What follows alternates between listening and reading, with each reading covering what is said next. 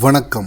நலதமயந்தி பாகம் 8. தமயந்தியோட கண்முன்னே அவங்க அந்த ஆசிரமம், அங்க இருந்த துறவிகள், மயில், மான், குடில்கள் கண்முன்னே மறைஞ்சதை பார்த்து ரொம்ப அதிர்ச்சி விட்டு அப்படியே நின்றுட்டு இருந்தா தமயந்தி. என்னதான் நடக்குது இங்க? ஏன் அப்படி நம்மளை போட்டு ஆண்டம் எப்படி சோதிக்கிறான் அப்படின்னு நின்றுட்டு அப்படியே கிளம்பி போறா. காட்டோட விளிம்பை நோக்கி போய்கிட்டே இருக்கா. இந்த துறவிகளோடாவது நம்ம எங்கேயாவது ஒரு நாடோ இல்ல மக்களையோ சந்திப்போம்னு நினைச்சோமே, அதுவும் முடியலையே அப்படின்னு சொல்லிட்டு அவங்க நடந்து போய்கிட்டே இருக்காங்க தமயந்தி. அப்படியே பார்த்தீங்கன்னா பல இரவுகள், பல நாட்கள் போயிட்டு ஒரு நாள் இந்த காட்டுப்பகுதியை நோக்கி நடந்து போய்கிட்டு இருக்கப்ப குதிரைகள் சத்தம், யானைகள் சத்தம், மக்களின் காலடி, இதுமாரி பெரிய சலசலப்பு கேட்குது. அப்போ யாரோ வர்றாங்க, நம்ம இவங்கள வைத்தாவது நம்ம ஏதாவது ஒரு ஊரை போய் பார்ப்போம். அப்படியே காட்டுக்குள்ளேயே திசை தெரியாம சுத்திக்கிட்டு இருக்குமே, வெளியில போறதுக்கே இது தெரியாம நடுக்காட்டுல அப்படி விட்டுட்டு போயிட்டாரே நலன் அப்படின்னு சொல்லி ரொம்ப புலம்பிக்கிட்டு இந்த சத்தம் அந்த திசையை நோக்கி நடந்து போனா. ஒரு இடத்துல இருந்து பாக்குறப்ப இவளுக்கு நல்லா தெரியுது, அது யாரோ வியாபாரிகள் கூட்டம்ங்கிற மாதிரி தெரியுது இவளுக்கு. குதிரை, யானை, ஒட்டகம், மக்கள், வீரர்கள் இப்படின்னு வந்துகிட்டே இருக்காங்க. அந்த ஒவ்வொரு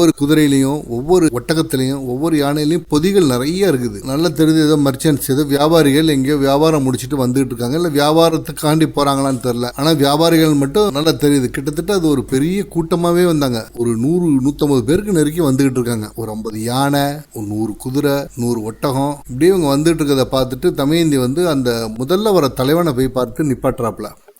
ஐயா கொஞ்சம் நில்லுங்கிறப்ப அப்போ அந்த தலைவனே பயந்து போறான். என்னடா அது, இந்த அத்துவான காட்டுக்குள்ள இப்படி ஒரு பொண்ணு தனியா நிக்குது, என்னது இது அப்படின்னு சொல்லி கேட்கிறப்ப அந்த பொண்ணு அவளுக்கு பயம்லாம் அற்றுப்போச்சு. பல நாள் இந்த காட்டுக்குள்ளே தெரிஞ்சிட்டு இருக்கால, வெறும் பழங்களை மட்டுமே சாப்பிட்டு உயிர் வாழ்ந்துட்டு இருக்கா. அவளை பார்த்தோன்னே இந்த பொண்ணு இங்க என்ன பண்ணுது, குழுவோட தலைவன் நினைக்கிறாப்ல, நீ யாருமா, நீ உனக்கு என்ன வேணும், ஏன் இப்படி ஆச்சு, இந்த காட்டுக்குள்ள நீ என்ன பண்ற அப்படிங்கிறப்ப தனக்கு நடந்த வருத்தத்தை ஃபுல்லா சொல்றான். அதாவது தான் ராஜாவோட ஒய்ஃபுங்கிறத மட்டும் சொல்லாம, என் கணவரும் நானும் இங்க வந்தோம், எப்படியோ பிரிஞ்சுட்டோம், இவ்வளவு பிரச்சனைகளை சந்திச்சுட்டு வரப்பதான் நான் உங்களை பாக்குறேன் அப்படிங்கிற வார்த்தையை அந்த அம்மா தமயந்தி அந்த வியாபார தலைவர்கிட்ட சொல்லுது. ரொம்ப வருத்தப்பட்ட அந்த வியாபார தலைவர் என்ன பண்றாரு, நாங்க சேதி நாட்டுக்கு போறோம், உனக்கு விருப்பம் இருந்தா சொல்லு, நாளைக்கு உங்களை சேதி நாட்டுல விட்டுறோம். சேதி நாட்டு ராஜா ரொம்ப நல்லவர், அவருக்கு வியாபாரம் பண்றதுக்காண்டி நாங்க இந்த இதெல்லாம் எடுத்துட்டு போறோம், ஒரு நல்ல விலை கிடைக்கும் எங்களுக்கு, உனக்கு விருப்பம் இருந்தா சொல்லு, உன்னை கொண்டு போய் அந்த நாட்டுல விடுறோம், நீ அங்க இருந்து அவரை தேடிக்கிட்டு நீ உன்னோட வீட்டுக்கு போமா அப்படிங்கறத இந்த வியாபார குழுவோட தலைவர் சொல்றாரு. இவளுக்கு அதுதான் சரின்னு படுது. சரின்னு அவங்க பின்னாடியே நடந்து போறா. வியாபார தலைவர் ஒரு ஓடை ஓரமா, இன்னைக்கு நைட் இந்த இடத்துல பொழுதை கலைப்போம், இங்க நம்ம கூடாரங்கள் அமைங்கன்னு சொல்லி யானைகள், குதிரைகள் எல்லாத்தையும் இளைப்பார விட்டுட்டு ஒரு டீம் இவங்களுக்கு சாப்பாடு ரெடி பண்றது, குதிரைகளை கவனிக்கிறது, இப்படி எல்லாம் பண்ணிக்கிட்டு இருந்தாங்க. இன்னைக்கு நைட்டு இங்கே தங்கிட்டு, இந்த இடத்துல தங்கிட்டு நாளைக்கு காலையில் கிளம்பி சேதிக்கு போயிடுவோம் அப்படிங்கிற பிளான்ல நைட்டு தங்குறாங்க. வியாபார குழுவின் துரதிருஷ்டமா இல்லை தமயந்தியோட துரதிருஷ்டமானு தெரியல. தமயந்தியை தான் துரதிருஷ்டம் விரட்டிக்கிட்டே வருது. ஒப்பனதுனால அந்த துரதிருஷ்டம் அவங்கள பிடிச்சிக்கிச்சாங்கிறது சுத்தமாக தெரியல.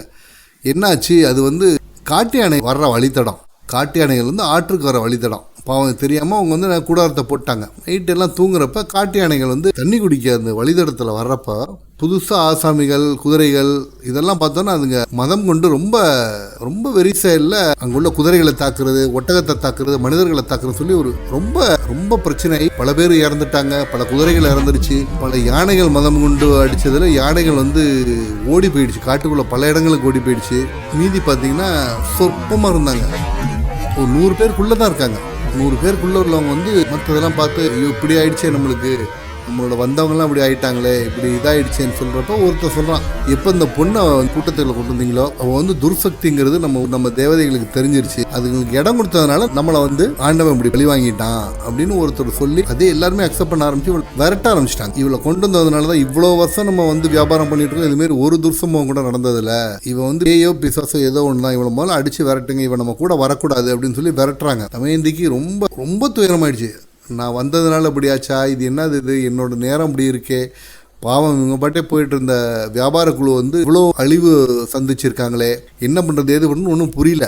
அப்போ என்ன இவளை விரட்டி விட்டுறாங்க, குழுவிலேருந்து விரட்டி விட்டுறாங்க, இப்போ நீ எங்கிட்ட போய் எங்களோடலாம் வராதன்னு சொல்லி. பட் தமயந்திக்கு ஒன்றும் தெரியல, இவங்களை விட்டா நம்மளுக்கு வேற குழுவோ அதுமாரி யாரும் கிடைக்க மாட்டாங்க, எப்படி பண்றது என்ன பண்றது முடிச்சுட்டு இருப்போம். அவங்களாம் பேக் பண்ணிட்டு கிளம்ப ஆரம்பிக்கிறாங்க. இவங்க ரொம்ப தூரம் போனதுக்கு அப்புறம் அந்த வழித்தடத்தை பிடிச்சி எப்படியாவது நம்ம ஊருக்கு போயிடுவோம், சேதி ஊருக்கு போயிட்டோம்னா சொல்லும்போது இந்த ராஜாவும் நல்லவராக இருக்காரு, அங்கே இருந்து நம்ம நல்லெண்ண தேடுறதோ நம்ம என்ன பண்ணுறதுங்கிறத யோசிப்போம் அப்படின்னு சொல்லி அந்த சொற்பமான மனிதர்கள், சொற்பமான வியாபாரிகள், மீதமிருந்த குதிரையுடன், யானையுடன், ஒட்டகத்துடன், மீதமிருந்த பொருட்களுடன் அவங்க சேதி நாட்டுக்கு போகிறப்ப பல யோஜனை தூரம் கடந்ததுக்கு அப்புறம் அந்த வழித்தடத்தை வச்சு இவ பின்னாடியே போறா அந்த சேதி நாட்டுக்கு. சரி, இவ தான் இவ்வளோ துன்பங்களை இவ்வளோ இதாக ஆரம்பிச்சிட்டா. பல நாள் பல மாதங்களான நம்ம நலனோட கதி என்னாச்சு? ஒரு முறை நலன் என்ன பண்ணுறாப்புலன்னு பார்த்துட்டு வருவோம். தமயந்தியை விட்டு சென்றதுக்கு அப்புறம் நலன் என்னானாப்ல, கிட்டத்தட்ட ஒரு 2-3 அத்தியாயமா நலனோட பேச்சே இல்லை. நலன் காட்டில் உலாவி கொண்டு இருந்தப்ப ஒரு பெரிய சத்தம் கேட்குது.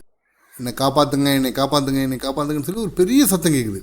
அந்த சத்தம் கேட்ட இடத்த நோக்கி ஓடுறப்பல அங்கே வந்து பார்த்தீங்கன்னா ஒரு பெரிய நாகம், ஒரு பெரிய ராஜநாக பாம்பு நெருப்பில் மாட்டிக்கிட்டு கஷ்டப்பட்டுக்கிட்டு காப்பாற்ற சொல்லுது. இவங்க என்ன பண்ணுறதுன்னு புரியல. நெருப்பாக இருக்குதா இருக்கும் அப்படின்னு யோசிக்கிறப்ப அந்த நாகம் சொல்லுது, நிஷாத நாட்டு மன்னா நலன், என்னை எப்படியாவது காப்பாத்து, உனக்கு நெருப்பு ஒன்றும் பண்ணாது, வா என்னை வெளியில் கொண்டா அப்படிங்குது. அப்போ தான் அவனுக்கு புரியுது, அக்னிதேவன் கொடுத்த வரம். அக்னிதேவனை வேண்டிட்டு உள்ளுக்கு போய் அந்த நாகத்தை காப்பாற்றி வெளியில் எடுத்துகிட்டு வராப்புல.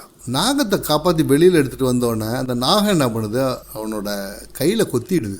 உடனே நலனோட அழகான உடம்பு கருப்பாக மாறிடுது. மொத்தமாக கருப்பாக மாறிடுது. யார் நலன்கிற அளவுக்கு கேட்குற அளவுக்கு கருப்பாக மாறிடுது.